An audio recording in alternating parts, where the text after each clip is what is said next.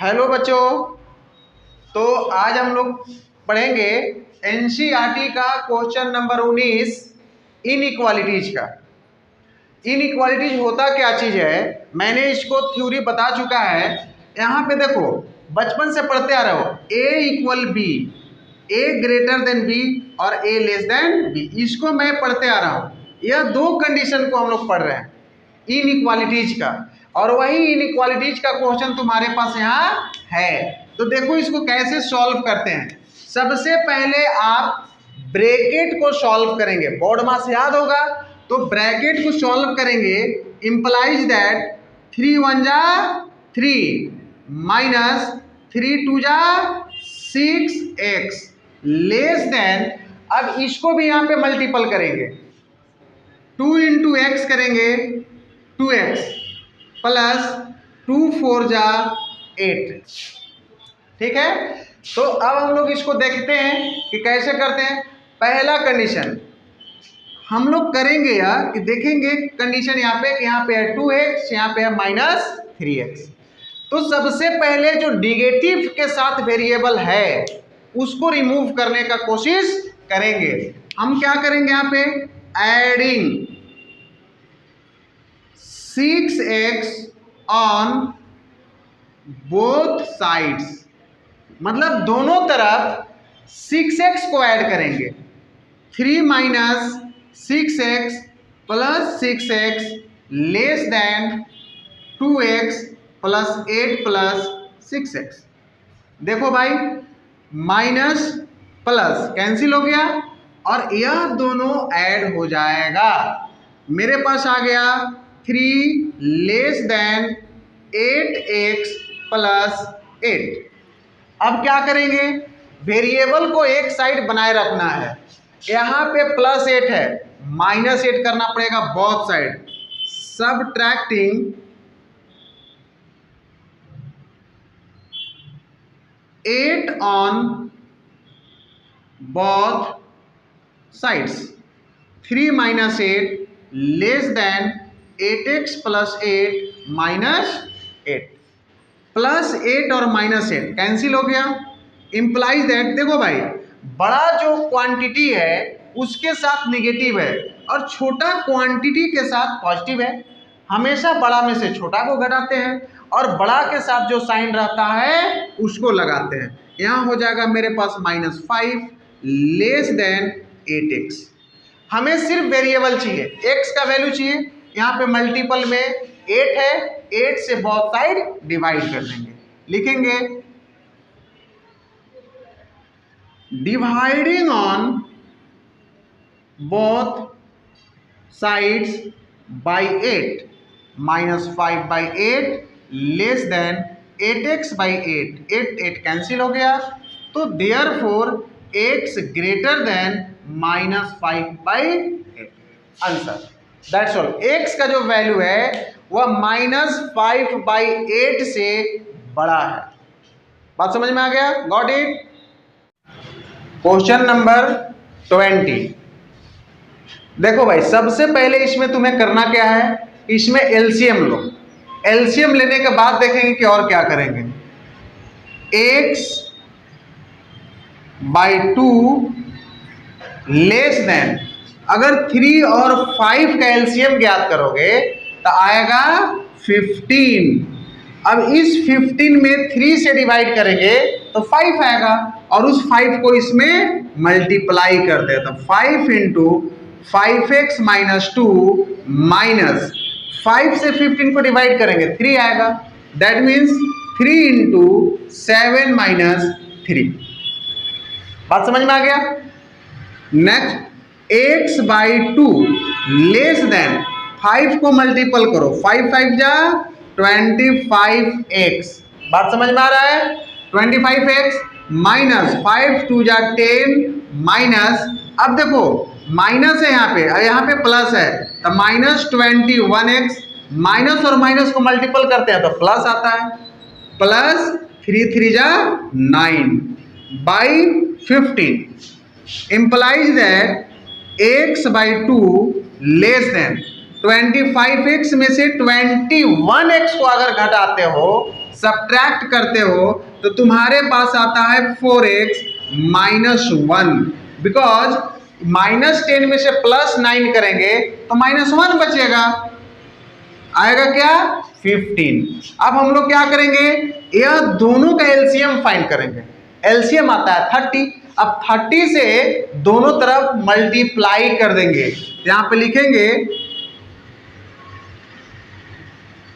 Multiplying on both sides by 30। यह 2 और 15 का एलसीएम निकाले और उस एलसीएम से दोनों तरफ हम गुणा कर देते हैं। 30 लेस देन 4x -1, 15 इंटू 30। बात समझ में आया? अब देखो तो भाई कट रहा है तो काट देना है, करना कुछ नहीं है। 15 2 जा 30, 15 2 जा 30 implies that 15x less than 2 से मल्टीपल करेंगे, 4 2 जा 8x -2। अब हम लोग करेंगे क्या कि जो वेरिएबल है उसको हम लोग एक तरफ लाने का कोशिश करते हैं। तो करेंगे क्या, subtracting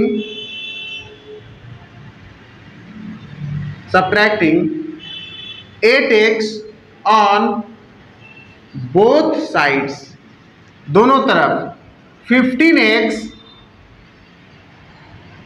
-8x less than 8x -2 -8x, plus और माइनस कैंसिल हो गया।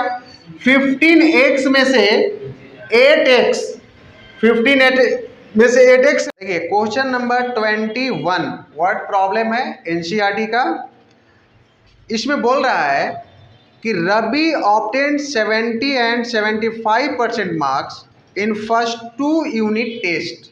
यूनिट टेस्ट होता है स्कूल में, आप लोग जानते हो, और एक में लाता है 70 और एक में लाता है 75।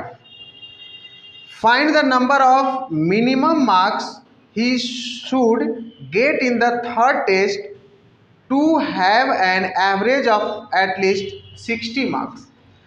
बोल रहा है कि 3 गो यूनिट टेस्ट होता है स्कूल में। फर्स्ट टेस्ट में 70 लाता है, सेकेंड टेस्ट में 75 लाता है, तो उसको जो है कितना मिनिमम मार्क्स लाना होगा थर्ड टेस्ट में, ताकि उसका एवरेज जो है वह 60 होना चाहिए। एवरेज क्या होना चाहिए, 60 होना चाहिए। अब देखो भाई हम लोग लेट कर लेते हैं कि उसको मिनिमम कितना मिलना चाहिए। Let Ravi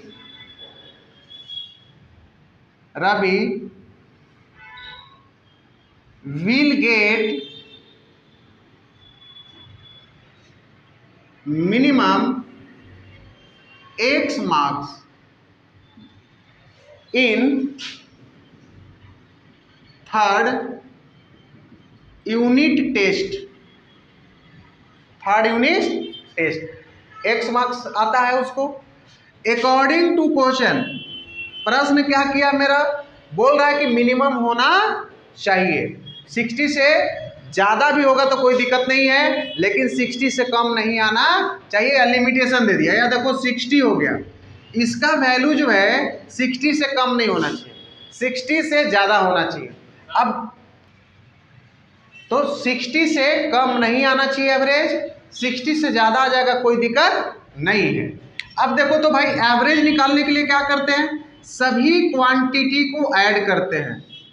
first unit test में 70 आया था, सेकेंड यूनिट टेस्ट में 75 आया था, और थर्ड यूनिट टेस्ट को मैंने x लेट कर लिया बाई 3। जितने नंबर्स ऑफ क्वांटिटी होते हैं उतने से डिवाइड करते हैं, इट इज एवरेज, पहले से आप लोग जानते हो। अब मैं क्या करूंगा, इसको 60 लेस देन ऐड कीजिए 5, 7 + 7 14 + x बाई 3। अब हम क्या करेंगे, 3 से मल्टीप्लाई करेंगे ऑन बोथ साइड,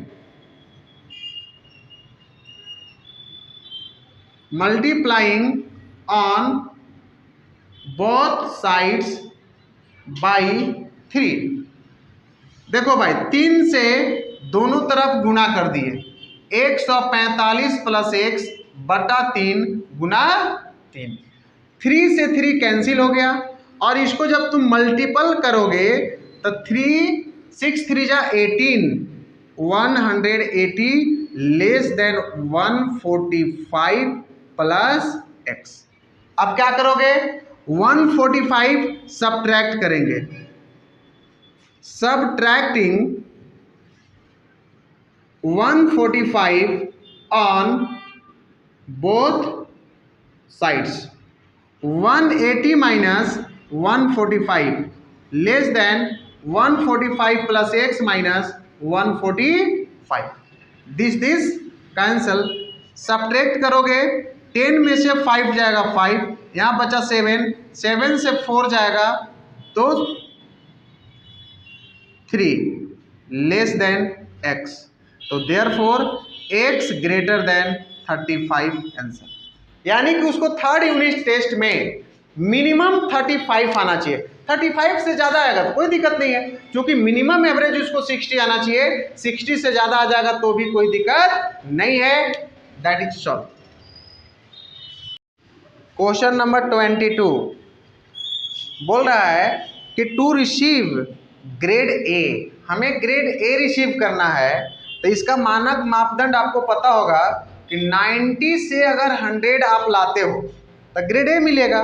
वही बोल रहा है कि grade A in the course one must obtain N average of 90 marks और मोर देन इन 5 एग्जामिनेशन। अगर 5 एग्जामिनेशन में 90 या 90 से आप ज़्यादा लाते हो, ठीक है, तब मिलेगा ग्रेड ए एवरेज। ठीक है, अब सुनीता क्या करती है कि 5 एग्जामिनेशन में से 4 एग्जामिनेशन में जो मार्क्स लाती है वह है 87, 92, 94 एंड 95। अब उसको जो है एग्जामिनेशन 5 में मिनिमम कितना मार्क्स लाना होगा ताकि उसका एवरेज ग्रेटर देन 90 होना चाहिए, ग्रेटर देन इक्वल टू 90 होना चाहिए। तो मैं पहले लेट कर लेता हूं, let Sunita got minimum 8 marks in 5th examination, 5th examination. यानी कि सुनीता को x मार्क्स मिनिमम लाना होगा 5वां पेपर में, 5वां एग्जामिनेशन में, ताकि उसको ग्रेड ए लाना है। क्या लाना है? ग्रेड ए लाना है। अब देखो भाई, हम लोग करते क्या है, एवरेज यानी कि उसका जो मिनिमम मार्क्स है ऐड करने के बाद एवरेज जो है वह ग्रेटर देन इक्वल टू होना चाहिए 90 के बराबर या 90 से ज़्यादा होना चाहिए ताकि उसको ग्रेड ए मिले। अब उसको जो है फर्स्ट वाला एग्जामिनेशन में कितना आया है, फर्स्ट वाला पेपर में उसका है 87, सेकेंड वाला पेपर में है 92 और थर्ड वाला में है 94 और फोर्थ वाला में है 95 और फिफ्थ वाला में हम लोग लेट किए हैं प्लस एक्स। कितने पेपर हो गए भाई? 1 2 3 4 5, 5 से क्या कर देंगे? डिवाइड कर देंगे। अब देखो भाई, हम लोग जैसे लैंग्वेज में लिख रहे हैं वैसे भी लिख सकते हैं, या हम कर क्या सकते हैं, या 5 इधर डिवाइड में है, इधर क्या में आ जाएगा? मल्टीप्लाई में। तो मैं ऐसे भी लिख सकता हूँ। अब देखो भाई, इसको ऐड करो, 5 प्लस 4 9 होता है, 9 और 2 11 होता है, 11 और 7 18 का 8 कैरी 1, 9 प्लस 1 10, 10 और 9 19, 19 और 9 28, 28 और 8 36, प्लस कितना आ गया बॉस? एक्स आ गया। कोई परेशानी है? हम लोग क्या करेंगे, इसको मल्टीप्लाई करोगे तो 9 5 जा 45, 45। अब क्या करेंगे, less than equal to 368 plus x implies that 450 minus 368 less than x. क्या करोगे बॉस?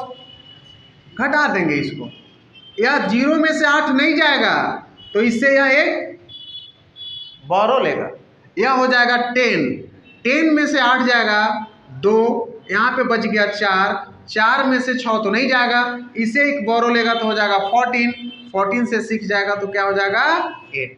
यहाँ बच गया 3 और 3 में से 3 गया तो 0, less than equal to x answer.